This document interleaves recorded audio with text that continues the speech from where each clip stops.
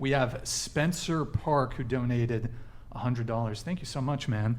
I'm going to start preemptively reading this after that one comes through.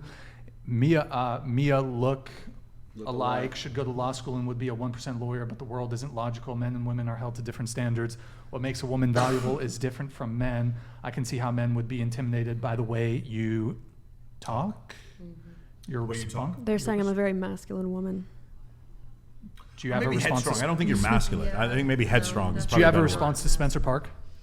No, I mean, we've been building off the premise that men and women are different. I don't think we're arguing that they're the same.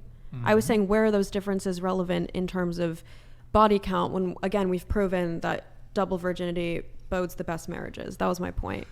That's such an outlier statistic, though, Yeah. right? Yeah. Right? No, Don't it's you an think? outlier statistic because there's so few double virgin marriages, and also the double virgin marriages tend to be like Amish people. It tends to be people in like extremely cousins. austere relationship. Does that make sense? Most men and women do not get together in the United States as virgins. When it happens, there tends to be other cultural reasons. So it's really hard to say, is this if this is an outlier? It's or not a trend. It's not a trend. What the trend, what you can see as a trend is if you look over thousands and thousands of people, is men tend to not be super affected by their body count as far as their ability to stay in a marriage, and women tend to be more affected by it. For men, it tends to be their options. Like, for instance, if you happen to live next door to the Playboy Mansion, you're more likely to stray. For women, it's previous partners that cause them to be more likely to cheat. And that's what men are afraid of. On top of the fact that they have this innate evolutionary necessity to be with a woman who has a low body count. So there's a cognitive reason and then also a subconscious reason, and both of them are backed by science. That's the problem. Is it a double standard? Fuck yes, it's a double standard. Nobody's arguing that it isn't.